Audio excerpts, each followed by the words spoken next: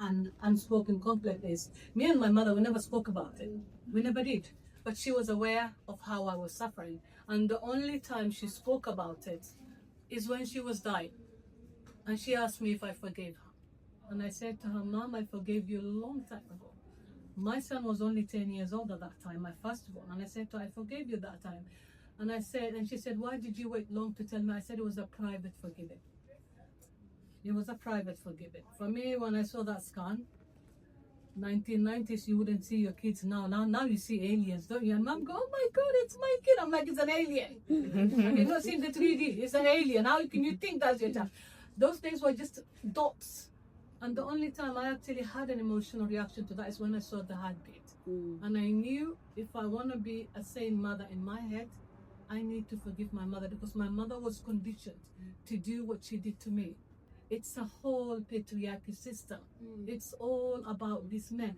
And it's sad that we could never talk about it because it was unspoken. You don't mention those things. You don't discuss emotions like that. You don't become raw. The only emotion I saw is when somebody was dying and everybody was woo, or when somebody was getting married. La, la, la, la, la. In between, there's no emotions discussed. But today we are here speaking about it loudly. For me personally, I'm on a global stage and I don't hold back. And I am very, very open with my words. And that brings conflict into my personal life, which is everybody sees me as a westernized, as this and that. And family members will see me as somebody who's, not a good mother because you didn't cut your daughters. And I've got 3 beautiful daughters, Amal, Aisha, and Ikram. Amal, who has just, gained her PhD and she's partially teaching City University. Look about that, I've done so well. And Aisha, who went to Imperial, did a chemical engineering, and my Ikram's just going to college, to university right now. It's just like, do I care who they marry? No. Do I care about their health? Oh, fucking hell, yes. I don't want my kids, my girls to grow up the way I did, with issues. Still, I go through those issues. I see them and I feel like every single girl should have that. Do I get conflict? Please, hell on, bring it up. Because if we don't face conflict, we will never tackle anything in this on earth as women. We won't. We will be silenced, and we will always stay silenced because we do not want to rock the boat. I say go out there and fucking rock that boat. Because if we don't, we keep on living in this nightmare for generations to come. I'll actually ask you about what is there. Yeah, sorry. Because, and you people, please prepare questions, for the panelists here. Because all these panelists have a lot, that they will share, and you'll hear all, from them. But I just want to say that, there are things that are coming up, how, female genital mutilation is done without the person will, so they don't consent to it, and how it's too late by the time maybe the people who made it happen to them are apologizing. But I think it's quite good. You may not understand about female genital mutilation fully because it's a very deep kind of a subject, and for those who are not familiar with female genital mutilation, please kindly look at it, and understand what you're talking about. But it's all about the female genitalia of the woman, because I don't think how many of you don't know female genital mutilation? Please don't be ashamed to put How many people don't know about female genital mutilation? I think they're very well aware. Thank you very much. Yeah, that's good. That's good. Yeah. Now we'll come back to both Hippo and Parari, but let's actually hear from Jules now and Wanjiku before we open, the discussions, and because we have questions for them as well. Jules, introduce yourself and the organization. Okay, so good morning, everybody, and it's a real honor to be here at Kilia 2025, a space that brings women together who believe that justice and equality must include every woman in all her complexity and circumstance. Today, I want to speak about Akitwa. Salome has touched a bit on it, so I do a lot of volunteering work with Akitwa. And like she said, Akitwa is Swahili for sisterhood. And so we just want to talk about the work Akitwa connects to the unspoken conflict that women face every day in direct provision, refugee and asylum centers. I also want to explore how these realities don't just affect women individually, but echo across generations, shaping families' identities and futures. Akitwa, the beginning of sisterhood. Akitwa, fully known as Salome has said, is sisterhood in Swahili. That word in itself captures everything about the organization, connection, resilience, and the shared strength of women who have crossed borders in search of safety and, most importantly, dignity. Founded in 2001 by African women living in Ireland under the leadership of Dr. Salome Mbugua, Akitwa emerged at a time when migrant women were almost invisible in the Irish policy and advocacy spaces. Since then, Akitwa has become a national voice, working on issues like gender-based violence, health inequality, FGM, employment, and leadership. Its guiding principle is simple but very, very radical. Migrant women are not just recipients of help. They are leaders, they are experts, and they are agents of change.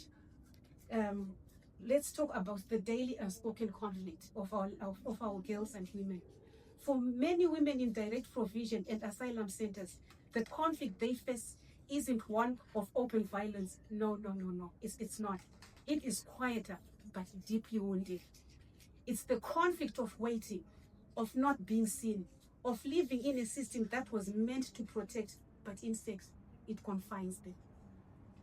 Imagine living for years in shared rooms with your child or children besides you, strangers, but only separated by a curtain, a very thin curtain. You can't cook your own food. You can't work to support your family. You wait for decisions about your life to come from elsewhere.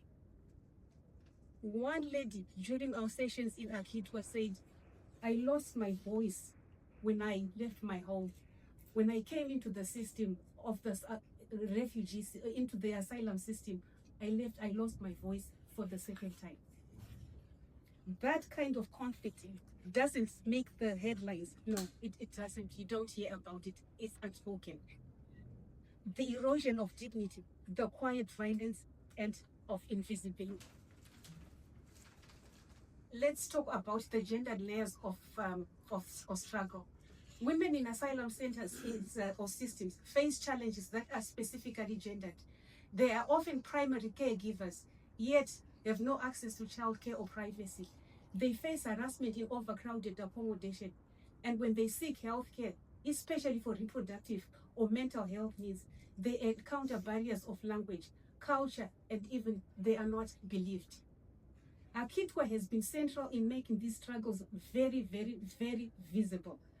It has worked tirelessly on issues like female genital mutilation, not only as a cultural concern, but as a form of gender-based violence that intersects with migration and asylum experiences.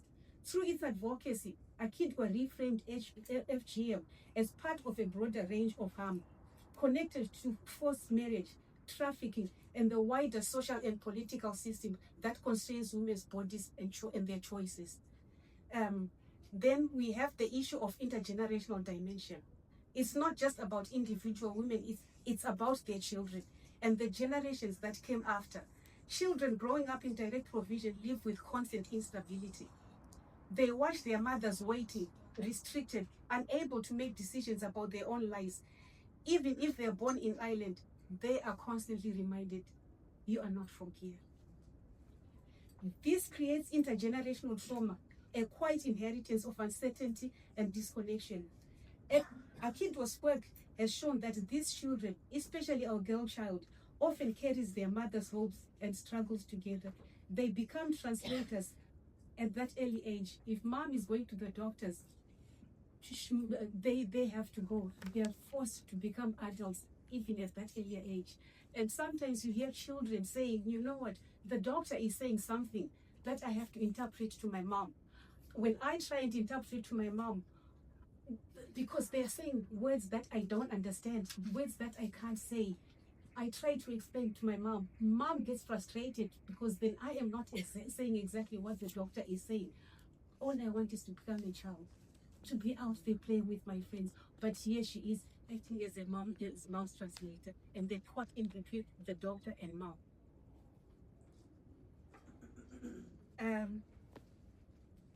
So we talk about the unspoken conflicts women face, not just personal, but it's also structural. When a woman cannot cook for her family, cannot work, cannot choose where she lives, cannot plan their own future, that is a form of institutional violence. This system, even well-intentioned, strip women of autonomy and reproduce dependency, because that's all it is, creating a dependency syndrome. Akidwa challenges that at every level, calling for the death of direct provision and the creation of human rights-based reception centers, one that recognizes women's agency and the need for safety that includes dignity.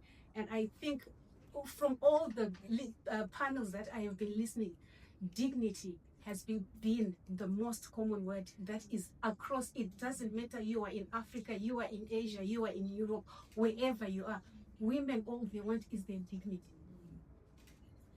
Because safety is not only the absence of violence, it's the presence of voice, choice, and a sense of belonging. From island to the global feminist space means Akidwa's work doesn't exist in isolation. It connects islands' migrant women's struggles to global feminist movements, including at places such as here at Failure.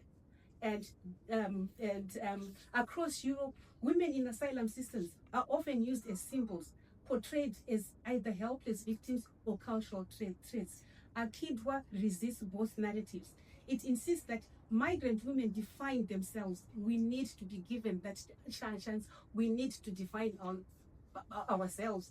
And that ladies, Akidwa resists both narratives. It insists that migrant women define themselves, tell their own stories, and lead the work of change. And that, ladies and ladies, is what true feminist solidarity looks like. Not speaking for, but standing with each other as sisters. What is the power of sisterhood? So when we talk about Akidwa, we are not talking about just an organization.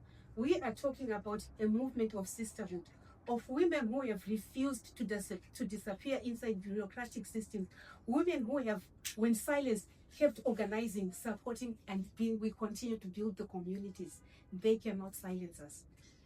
They remind us that gender justice and migration justice are inseparable, and that if we want to end violence against women, we must also dismantle the everyday systems that normalize inequality.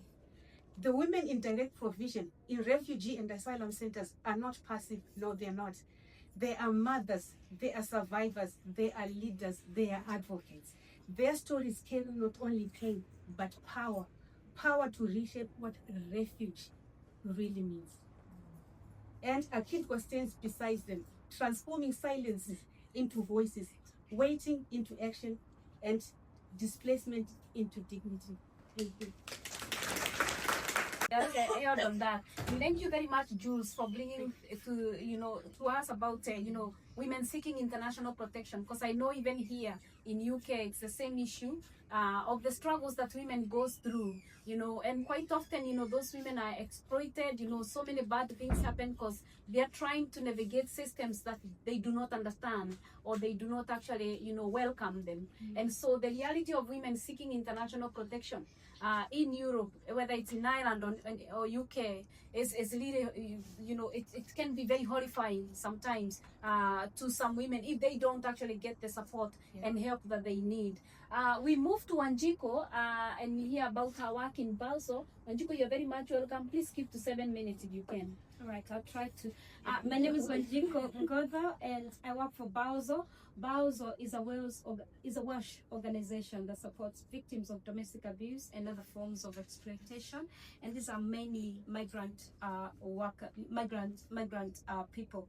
I will interchange between BME and migrant, but there's even no term for us. They say BME, BME, whatever. It's very confusing, so I'll stick to BME and migrant.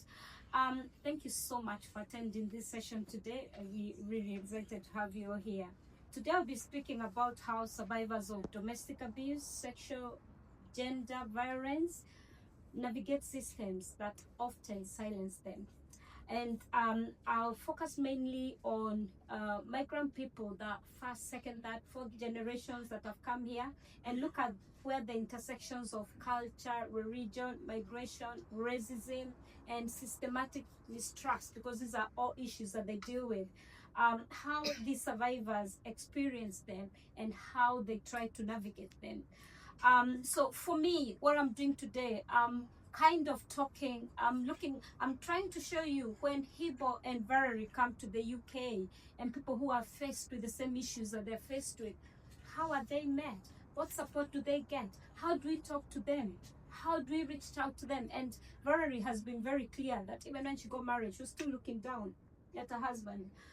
My experience working with Bauzo since 2005, that's 20 years, my experience of women that have come from abroad and have suffered from this gender violence that we're talking about, gender violence that is specific to women from migrant communities, things to do with forced marriage, honor-based violence, female genital mutilation, and exploitation. And even though we know that exploitation does not only affect women from migrant communities, but they are more affected by whatever exploitation that they come across because of the issues that surround them, especially to do with their immigration issues, to do with their religious and cultural standing. So let's look at some of the things that these women go through and why are they silenced? Why are they not able to talk out? And some of the reasons may have been given by Hibo and Valerie. But what we see with women from these migrant communities is that cultural norms, family, religious expectations, and then that's one set of things they've come with. And then when they come to the UK, the immigration system all influence on how survivors may seek for help or how they may not. Actually, a lot of them choose not to, and they keep quiet. That's the daily unspoken conflict. They keep quiet with their issues because they're thinking, I was told not to talk about FGM, I was told not to talk about forced marriage, I was told not to talk about this. And then on the other hand, they say, oh, I've come to this country. My husband is saying, if I talk about my issue, I'm going to be deported. If I talk about my issue, I'm going to be asked to leave this country and leave my children behind. So can you see the conflict that keeps them quiet? And that is the truth of the women that come to the UK from BME communities. They're carrying all these things. And we call this geo pressure. It's geo pressure in that it's what they're bringing with them and what they're finding in the UK. They come to a place where they're carrying that family pride, and they're being told you can't damage the family reputation by talking about their issues. Family honor is so important to a lot of these communities. So they're there, they don't know what to do. And there's the religious issue. They're being told, oh, God does not allow divorce. God does not like divorce. Separation is not allowed. Even the Catholic Church says you cannot divorce. You're married for life. You know, all these issues put a lot of pressure on women not to talk about their issues.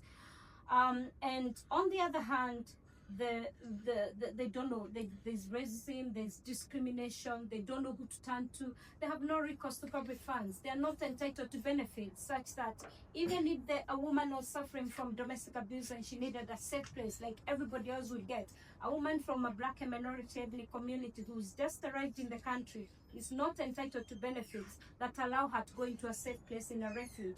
What is she going to do with the domestic abuse incident? She's going to keep quiet about it. The systems in this country have not helped. There's also the fact that survivors who weigh between personal safety against belonging and safety. A lot of these women are in community settings. Some of them are living in a community setting where you're not an individual. A lot of BME women are not individuals. A lot of us women here didn't know our first names. We know our first names because we are working in this setting. We are Mama so-and-so, so-and-so's mother, so-and-so's wife, so-and-so's wife. You never your own individual. So you live in a community setting. So if you're going to talk about domestic abuse where you may be removed from that community setting, you find it so hard to talk, and so you keep your silence. So this cultural royalty can become a mechanism of control when violence is at play, because the husband, you say, so you stay here and don't go anywhere. So that is the one side. And then you have the systematic discrimination that I've talked about, where people mistrust systems. People have come from countries where you do not trust the police. You do not go to the police anywhere. I remember I reported to the police in 1993 that I'd been attacked and my bag taken away from me, and they attacked me instead in Kenya. So we're coming from communities where we do not trust courts, we do not trust the police, and so we bring that mistrust here, and we don't want to go and report a case that has happened to us. If you were to report a case of your husband beating you up in Kenya, a policeman may very well tell you, go back to your husband and make peace. So because of that, people carrying that knowledge and experience come to this country, and you're not to tell them that, the policemen here are any better. Women are threatened with social services taking their children. If a woman was to report domestic abuse taking place in their family, they fear that social services will be saying to them, if you can't keep your child safe, or your children safe, we're going to take them. So there's that fear of deportation, visa laws, and a lot of things that come along with it because of their immigration issues. So today, I'm not just talking about the problems that these women face. I'm also supposed to be looking at how they navigate systems that often silence them. How do they do that? A lot of them depend on informal diaspora networks. This may be their friends, this may be people from their community, this may be their religious leaders, and while they may have, they may find help through these people.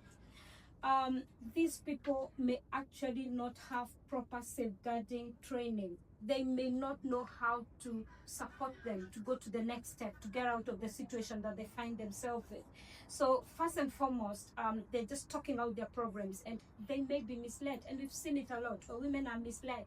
A woman who is on a spousal visa has been misled by somebody who told her, you can go and seek asylum. And she's cancelled her spousal visa and gone to seek asylum without any knowledge of what the immigration system works. So sometimes, while they may be helpful, friends may be helpful, the faith leaders may be helpful in listening to them, but sometimes they may not be able to help them, and they may put them into more harm. So what can we do? How can we make this work? A lot has been said by my colleagues here, and especially what Jules have said about us. I think it's Salome or Hibo or Valerie talked about storytelling. How do we resist this silencing?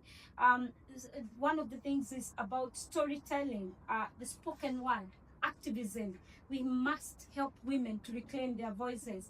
And we know that we have organizations like ourselves, Bowser, organizations like IMCAN, organizations like Southall Black Sisters. All these have come together to help women find spaces where they can talk about their trauma, and in a safe place. The other thing that we could do is to empower communities, so that communities are no longer a place of harm, because in the same way that communities are a place of harm, there could also be sites of transformation. But we must help these communities. We must bring these BME communities together, migrant communities together. Valerie has talked about her community where FGM is accepted. What if she was to carry that tradition here and say, this happened to me, so it must happen to my daughter? But she's transformed. How has she been transformed? How can we transform communities so that they stop these backward practices? Because that's what we call them. How do we shift the norms so that we're now protecting people and not putting them into trouble, into harm? So that's another way of helping victims who find themselves in these situations where they're pushed into silence. If we are able to talk about issues, if we empower religious leaders, community leaders to talk and think about the harm that comes to women when they, for example, they go through FGM, honor-based violence, this would be really a big change for these women. I might ask you, Wanjiko, to hold it there because we will come back to you and you can share whatever you may be living there because we also want to have time to engage with everybody here, to tell her, to say sorry to her. And so my question to you, Hibo, we know that female genital mutilation is often perpetuated by women themselves because it's women who does the cut. Yeah. I've never heard in any society where the men are doing the cut. So it's the women. And my question to you, how can intergeneration dialogue address this internal conflict among women themselves? How can we actually address this, as women? We've had your mother generation, now it's your generation, you have stopped. But how can we actually carry on this and even encourage others who are not seeing it the way you are seeing it yourself? I think what we can do is, it takes one spark to create a change. And I think when you are creating a change, first of all, number one, you're going to be hated so much. That was me. When I gave my back 16, 17 years, the first interview I gave exploded globally, that I was getting abuse from all over the world, not even UK, all over the world. And I think at that moment, I did have a way of thinking, oh, should I just disappear? This is not what I signed for. And I kind of did. And then it was like, no, I'm not. Because I want people to know this. I want, especially, for me, I consider my UK my home, where that I am grateful to be who I am today, where my voice was given, where as a refugee I was welcomed. So it was like, who's protecting the girls on my doorstep? That became my vocal point. And for me, I never knew that I could be a good teacher. You know when you don't know something? And I kind of figured it out that I'm a good teacher. Students will connect to me like no any other way. And I found out I actually want to continue this no matter what comes through me. It's the next generation that I'm going to target. They are the ones to create a ripple effect that I'm looking for. Because when we go to school through our charity, which is called Educate Not Mutilate, how beautiful is that word, is you see the change in students when I'm teaching. You see how they connect with you. You see kids that come from our community that have got no idea FGM is taking place. And I give you an example. There was a young man, year 13, very suited, very handsome. I gave a whole session. He was adamant, it doesn't happen in our community. You're lying. 40 minutes later, I've got that email today and I was showing a newspaper. 40 minutes precisely after I left school, I got the most emotionally charged email I've ever gotten from a young person. That's saying he went home, he talked to his mom. His mom was absolutely, utterly brave human being. She opened up completely and she told him how horrific it was. But she also told him she was cut by a man doctor. That even made him more angry that his mom's genitals was touched by a man. And he was telling me like, I've got two sisters, they will never know. So for me, I saw that. And it's through the youth that we're going to create change. And also women, we can engage women when it is so deeply entrenched, it takes them a bit of time for them to see it's okay to verbalize, because women are conditioned. If you say I was cut by my mind, my family, you are finger pointing, you're talking bad about your parent. And in our communities, we don't talk bad about parents. Even if they're horrific parents, you don't say them. You're conditioned that way. So for me, it was generation now, educate, so it ends for the future generation. That's how I saw. Wonderful. Thank you so much, Carl. And for two, interesting, because we've heard Wanjiko talking about the threat that women receive. If you speak, if you say something, then there are consequences. Consequences of deportation. Your husband reporting you, or you are whatever, the passport's taken away from you. We've also had the religion, on how it put women into situations of dilemma. Go and pray about it till go in the morning, it won't continue, and so many other things that we hear that make women not actually to speak about what is happening in their life. And so, my dear Farari, and also I mentioned your pastor as well, so you may help us understand more. How do cultural and religious expectations limit women autonomy? What is actually your comment on this, on when people talk about the religion and how they reference and quote that this is you have to remain in a marriage, you have to this and that. So how do we work on this as a community that wants to help women to speak out and to challenge all the inequalities that are happening? I think the first place, women are often seen as the weaker sex, And a woman is always associated with the things like motherhood. You are just meant to be a mother. You're meant to be behind the gas cooking. You are not supposed to, whenever they tell you to do things, just do. Because even that's how I was brought up. But I can also say I'm maybe in a privileged position as a reverend and as an activist. So I'm able to have access to these women in the religious setting. One of the things that has worked for me, even in my advocacy, is not working against the culture, not working against the religion as well. We need to walk with them side by side. But the biggest asset is education, raising awareness. You cannot tackle what you don't understand. I said to you, I was mutilated at 16. That's how they mutilate my culture where I come from. They don't do it as children. They do it as a grown teen where you can feel the pain. But my grandmother did it out of love. I was a child who was rejected and given to her, and she thought the best thing she could do for me was to cut my clitoris because she thought she was preparing me for marriage. I got married to a man who is from an area that doesn't. I had to literally show him between my legs for him to see what had been done to me. So what was the point of cutting the clitoris in the first place? To take it, I mutilated at 16. I hadn't had sex, so I don't know the difference before and after. All of that was taken away from me. But the power of education, my grandmother died in my arms, and she still said to me, that was the boost to my advocacy, because she said to me, you must lend your voice to put a stop to this. Because as far back as she could remember, that this was a very good thing. It was acceptable in the family. Nobody ever said to her that this was dangerous. When she went on to hear all the pain and the trauma that I still go through, even though she's passed away, she was very sorry. So for me, educating them is the key. And educating them, just as Ibo said, across the generations. You educate the grandma, you educate the mothers, and especially the young ones. They must know about my body, my rules. They must be assertive enough to stand and say, I don't want this done. But how can they do that if we don't raise awareness?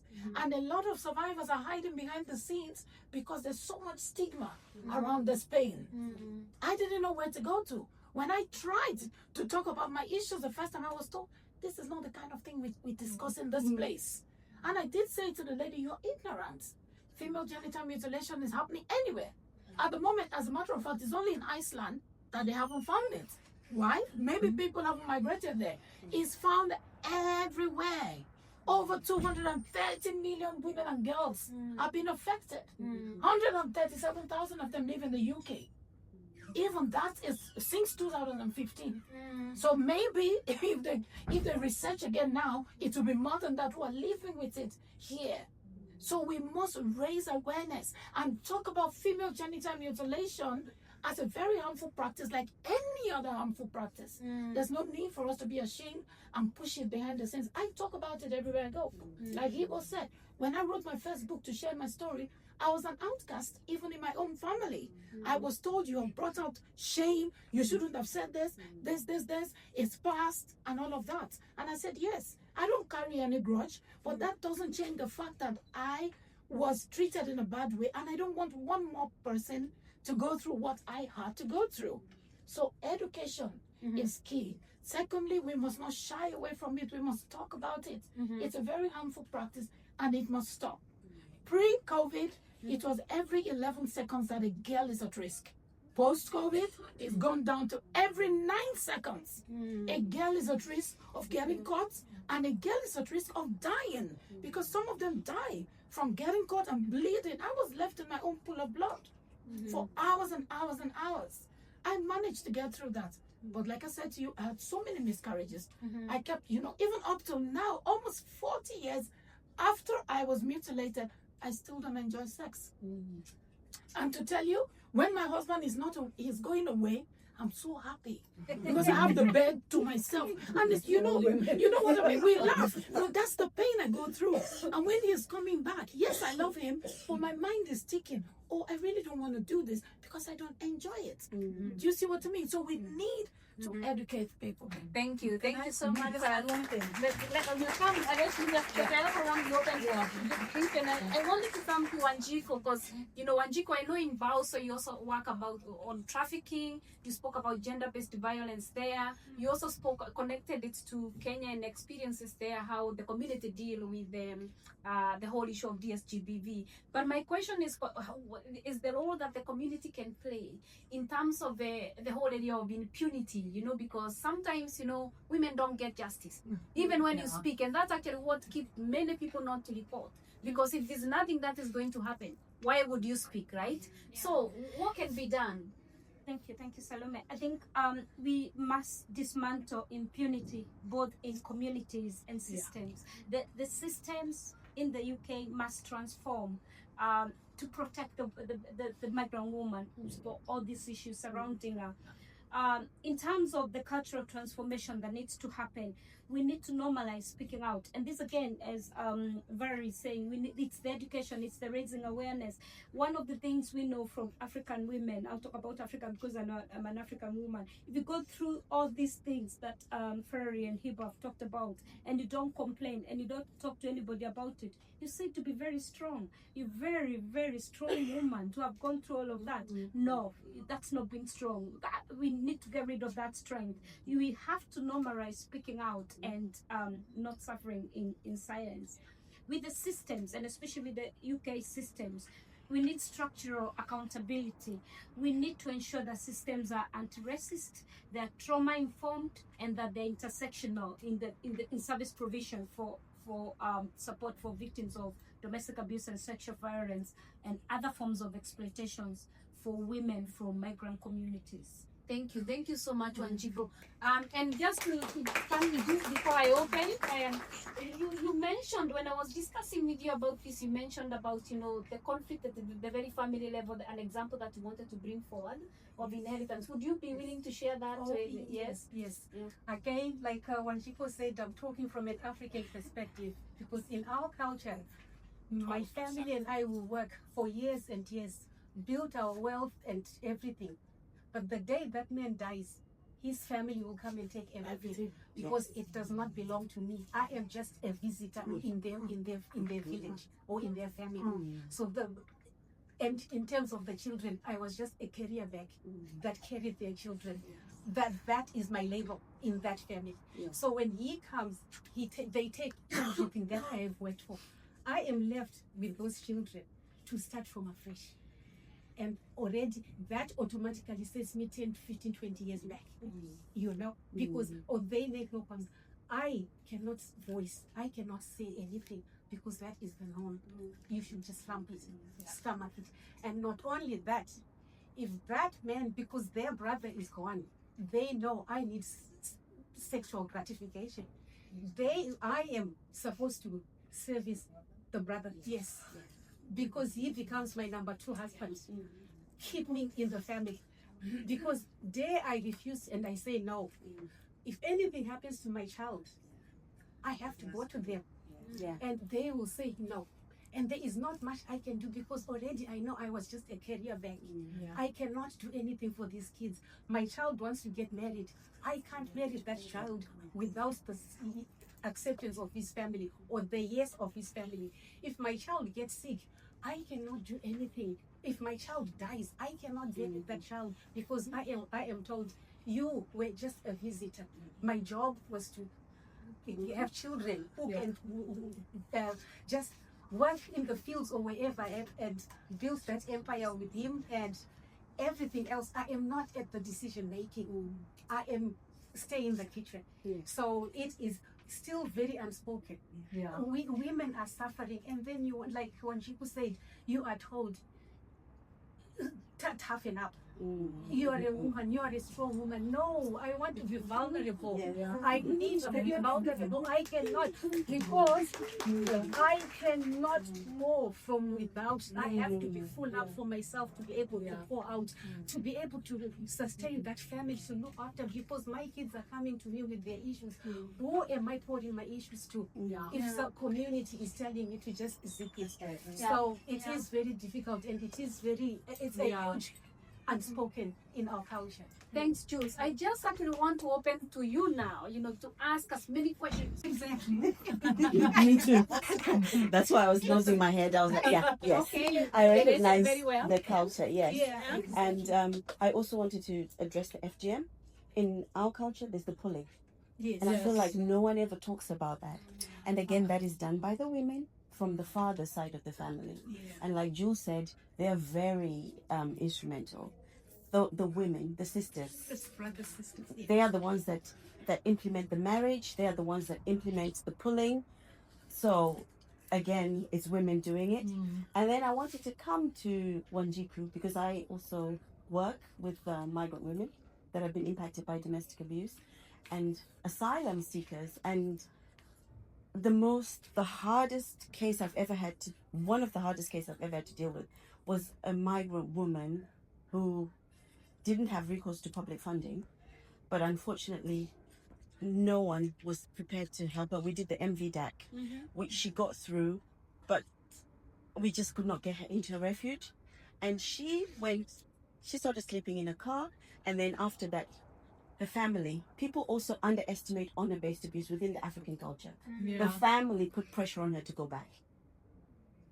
And the good thing about it is he ended up fleeing because he had done something else, leaving her in the home. But I always think to myself, if that hadn't happened, what was going to happen to her? Because the case was quite vicious. And it ended up, I had to call some friends, a friend from work, ask her to swap the flat so that she could move away from him. But her brothers and her family, all the way from Zimbabwe and other places, were calling, telling her, go back. What are you doing? Yes. There's that stigma, isn't it, of divorce. Yes. Woman. Yeah, divorce. Yeah. Okay. Yeah. Thank you. We have a few more hands at the back, and then they can. Okay, let's go. The second with the first vote. And then we come. I didn't get your name. Really nice to meet you. I don't know, I'm sure a lot of you are aware of what's happening in the UK right now with the migrants, and there's a lot of far-right action, and there's a lot of protests, there's a lot of discrimination, and right now we've just agreed for somebody to just come and spit on your face and say, and it's literally happening, and it's not a good time for migrants.